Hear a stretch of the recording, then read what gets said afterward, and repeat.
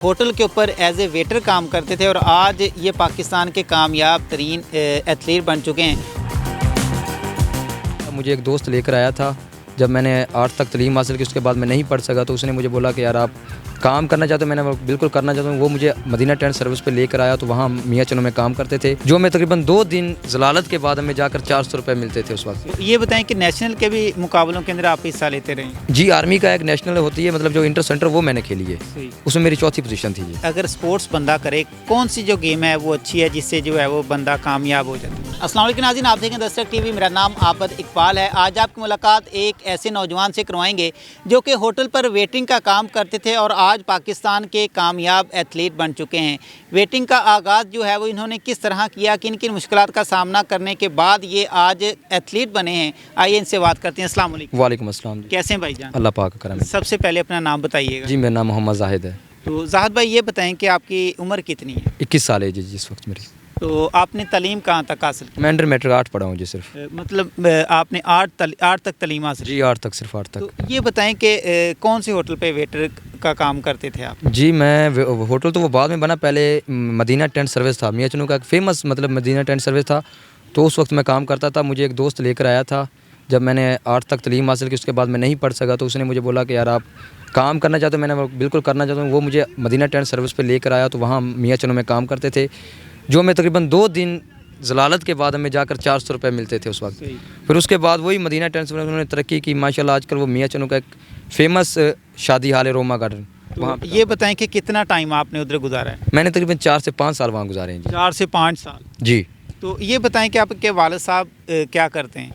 जी, मेरे वालिद साहब, मैंने सुना था वो एक मैसन थे, मतलब एक मिस्त्री थे। जी। तो लेकिन मैंने उनको देखा नहीं, वो बहुत पहले उनकी डेथ हो गई थी। मतलब बचपन में ही फौत हो? बचपन में ही फौत हो गए थे वो। तो ये बताएं कि एथलीट की तरफ फिर आप कैसे आए? आपके वालिद साहब भी नहीं थे, किसने गाइड किया, किस तरह आए आप इधर? ये जी, हमारे कोचेज़ हैं सारे ओलंपियन अब्दुल रशीद साहब, उनके एक स्टूडेंट थे, उन्होंने मुझे कॉल की। उन्होंने मुझे पहले भी देखा था क्योंकि मैं स्कूल लेवल पे ना बेस्ट एथलीट हुआ था, तो मैंने तकरीबन 3-4 साल रेगुलर गेमें की स्कूल की और मैं बेस्ट एथलीट रहा हूँ तहसील पे, डिस्ट्रिक्ट पे और डिवीज़न मुल्तान पे। तो वहाँ पर कोई ख़ास आगे कुछ नहीं मिला तो फिर मैं काम पे चला गया। तो वहाँ पे उन्होंने मुझे कॉल की कि जाहिद पंजाब के ट्रायल आ रहे, कि आप ट्रायल देना चाहते हैं? तो मैंने बोला सर बिल्कुल ज़रूर देंगे, क्योंकि उस वक्त मेरे पास पैसे भी थे। लाहौर का देखा हुआ, मैंने कहा लाहौर भी देख लेंगे और मुकाबला भी खेल लेंगे। तो उन्होंने बोला जब हमने यकम को जाना है, मैंने बोला सर मैं हाज़िर हूँ। यकम को हम वहाँ गए तो मेरे पास ना शूज़ था ना कोई किट थी। उन्होंने मुझे अपनी किट भी दी और शूज़ तो खैर वहाँ उस वक्त पंजाब का जो टाटन था ना वो नहीं लगा हुआ था। तो हम गए थे पंजाब यूनिवर्सिटी लाहौर, वहाँ पर मैंने 800 मीटर के ट्रायल दिए थे और मैं 5वां हुआ था शायद, और 6 पोजीशन उन्होंने पकड़ी थी। तो उन्होंने बोला था कि हम आपको इंशाल्लाह करीब पंजाब की टीम क्लोज़ करेंगे और आपको बुलाएंगे, इंशाल्लाह आप नेशनल भी खेलोगे। उसके बाद उन्होंने टीम अभी तक क्लोज़ नहीं की जी। तो ये बताएं कि मेडल कहाँ से आपने ये जो पहने हुए, ये कहाँ से जीते हैं? ये जी मैंने साथ में गांव में 96-15 वहाँ से भी 1 किलोमीटर रेस हुई थी। मतलब है ना, स्प्रिंट इवेंट तो नहीं होते इधर देहातों में, यहाँ हमेशा वो क्रॉस कंट्री होती है, जो रोड पे दौड़ते हैं उनको क्रॉस कंट्री कहते हैं। क्रॉस कंट्री की इवेंट होती है। मैंने उकाड़ा, शेखुपुरा और इस तरह गुजरांवाला मुख्तलिफ जगहों से मुकाबले खेले जी। तो ये बताएं कि नेशनल के भी मुकाबलों के अंदर आप हिस्सा लेते रहे? जी, आर्मी का एक नेशनल होती है, मतलब जो इंटर सेंटर, वो मैंने खेली है, उसमें मेरी 4थी पोजीशन थी जी। ये बताएं कि आर्मी में अब आपको कितना टाइम हो चुका है उसके अंदर जो है वो अपनी खिदमत अंजाम देते हुए? आर्मी मुझे 4 साल हो चुके हैं जी अभी तक, और मैंने आर्मी का भी माशाल्लाह अभी इंटर यूनिट पीछे खेल के आया हूँ, जिसमें मैंने 5 इवेंट किए और 5 के 5 मेरे पास अल्हम्दुलिल्लाह मेडल हैं जी। जाहिद भाई, ये बताएं कि इसके लिए जो है वो किन किन मुश्किलात का सामना करना पड़ा? एक यतीम बच्चा जिसके सर पे वालिद का साया भी नहीं है और मुश्किल जो है वो अपनी ज़िंदगी भी गुजार रहा है, किस तरह यहाँ तक पहुँचे?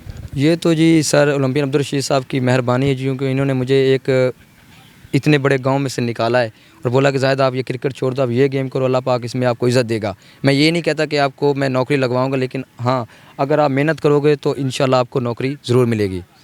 तो ये बताएं कि आपके जो रिश्तेदार हैं, घर वाले हैं, वो इस हवाले से क्या कहते थे जब आप वेटर का काम करते थे और अब जो है वो एथलीट बन चुके हैं? काफ़ी लोग उस वक्त तो बातें करते थे कि यार ये क्या काम कर रहा है, इसको कोई अच्छा काम करना, क्योंकि इसके बाकी मेरे भाई भी नहीं पढ़े थे। उन्होंने कहा था कि ये कोई अच्छी तालीम हासिल करे ताकि एक अच्छे मकाम पे जाए, लेकिन इतना माइंड नहीं था। सिर्फ स्पोर्ट्स के पीछे भागता था। तो भागता अल्लाह का शुक्र है, भागने का ये फ़ायदा हो कि आज एक अच्छे मकाम पर हूँ। अच्छा, ये बताएं कि अगर स्पोर्ट्स बंदा करे, कौन सी जो गेम है वो अच्छी है जिससे जो है वो बंदा कामयाब हो जाता है? कामयाब तो बंदा हर गेम में हो जाता है, अगर उसका खुद का एक लगाव हो। अल्लाह पे यकीन रखो, हर गेम में काम। मैं ये कैसे कह सकता हूँ कि यार आप ये इवेंट करो, हालांकि उसमें आपका माइंड ही ना, आपकी एक एनर्जी वो चीज़ ना हो, आपकी सोच किसी और इवेंट में, मैं आपको किसी और इवेंट में डाल दूँ, ऐसा तो नहीं, आपके खुद का माइंड होता है।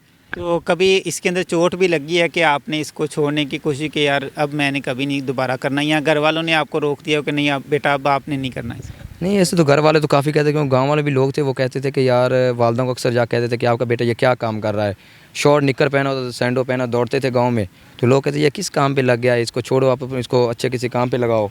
लेकिन ये कि बाकी रह की बात इंजरी तो बहुत है, क्योंकि ग्राउंड कोई अच्छे थे नहीं थी, नाहवार खेतों में दौड़ते, खेतों में अक्सर कोई ना कोई खिंच पड़ जाती, इंजरी हो जाती है। तो जब मैं आर्मी में गया, आर्मी में तकरीबन मैं 3 महीने इंजर्ड रहा हूँ।